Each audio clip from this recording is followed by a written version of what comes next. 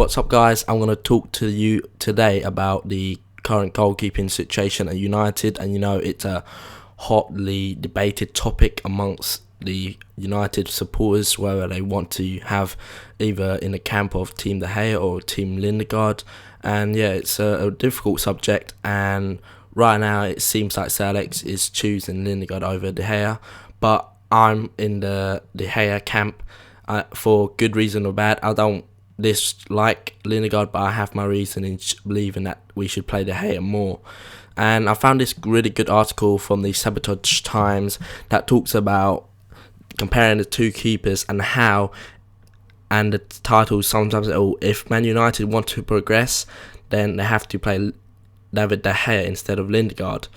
I'll leave the link below for you to check the article out yourselves, but basically the first few paragraphs is describing the two kind of qualities that the Dane and the De Gea has, but it does say that, and this article has really opened my eyes and opened to the kind of tactics that has required and made me sway towards the De Gea kind of standpoint and really pushed me in his favour instead of Anders Lindegaard. So as you know, it says that De Gea has endured a difficult time, but he's a natural talented shot stopper who is strong and agile.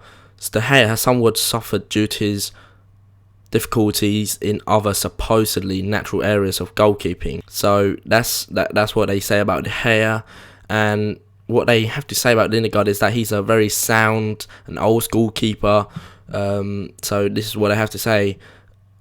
Grabbing crosses and shot stopping and hurling abuse at defence remain a staple point of most goalkeepers' diets. The past 20 years have seen 3 significant changes in the game, and these 3 are basically, the first one is that was created by Rene Hugueta, who allowed his defence to basically push up and then bring him into the field with more space behind it, as he would cover the role of the sweeper at the back. And then in 1992 there was a back pass rule where you can pass back to the goalkeeper. I myself found that really interesting, that it quite come quite late in the game, isn't it, in 1992? So I don't know what it was before when you have to do without the goalkeeper passing back. So that's a rule that a fact that I found out very recently. And the last one is due to the modern day game, the fitness and strength of players have increased, meaning that the pressure and the sing for possession of the opposition is longer, because due to the fitness and strength of the players. So with the game, the perfect person to do and demonstrate this is obviously Barcelona, and Victor Valdez is a prime example. If any of you saw him playing against Real Madrid at the Bernabeu in December in the El Clasico, in the first minute he gave away the ball because they stuck to the philosophy where from the back they build from the back and they don't ever boot it out. So he trusts in his own abilities with his own distribution skills, but on that time it's obvious failed him, but he never gave up on that philosophy. And although it cost him a goal, the next ball everyone thought he would kick it long, but he stuck to it, and that shows a lot of courage and mental strength. But also he stuck to his game plan and the team's game plan. Ultimately it gave dividends and they won the game.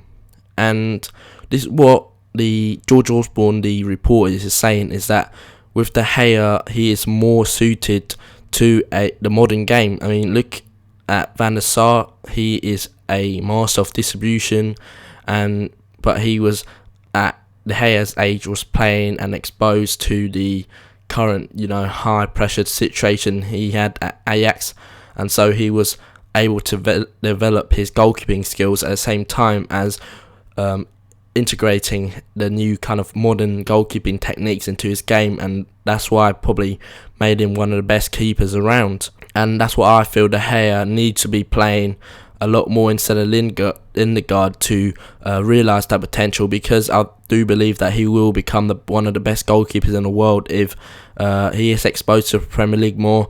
And it's no point saying him him to go on loan because it is a new country for him, and you have to treat him with kind of like the right mental attitude and the right kind of like motivational speeches and stuff like that. Otherwise, he could become discouraged. And we know with a loan club, you never know what they're going to do, and it could suffer his confidence and stuff like that. But I think our game is the best suited for him in the Premier League, considering how we play, and we have had Edwin van der Sar in the past, and Edwin van der Sar has similar attributes to De Gea, and so that's why I think he's very suited to our game. But like I said, the balance is very much in Lindegaard's court, because he's an old solid keeper, because he is more reliable, and that's why a lot of people is arguing in his case, although he's not the modern goalkeeper with the massive amount of skills in his distribution. He is safe and sound, and that's why it allows us to build in the back. But with the modern defence, and that's what I think that we could beat Barcelona, because if, say, they're pressing high as they do with their game, then we could use De Gea's exceptional distribution to draw him back into him, because they will point out that he has the key to unlock their defence if needed, and when they press high, then he will be clever enough and has the ability to pop it over the top and then into one of the midfielder, and then we could outnumber them. And I think that's one of the reasons why perhaps even Sir Alex will think that he has bought De Gea in the first place, because with that sort of game plan in mind. And Lindegaard, although I'll say his distribution is adequate, he wouldn't be as trusted in that kind of system as De Gea would be. When Valdez and Van der Sar was 20 years of age, again, reinforcing my point at the beginning, they were young but very talented, just like in the case of De Gea, and they were playing week in, week out. And I do believe that by playing De Gea week in, week out, he will develop his essential goalkeeping skills, like increasing his shot stopping. I mean, at 21 years of age, you are still learning the game at goalkeeping, and the more you do it, the better you get. So the more chances you get of saving, say, a long shot, then the quicker the timing will improve. And that's just think that comes with experience, in my opinion. And every goalkeeper is liable to mistakes, even if they're 20 years old. If you look at now the Iker Casillas of his early 20s, he was making a lot more mistakes than De Gea, and look what he has become with Madrid backing him all the way since. And with Spain, he's still incredible. And that's what they do when the manager backs them, and it's a critical reason why De Gea needs to be backed by Sir Alex, because he will be a key player for us in the next couple of years, because of the new kind of modern football that is trying to be involving the goalkeepers around with, and involving them in the play more, and even use them as a point of attack sometimes. Because if you guys remember against Bolton, De Gea started a counter-attack order from our corner, kicked it an amazing long way, and easily could have resulted in a goal on a better day. So yeah, that's why one of the reasons he needs to play.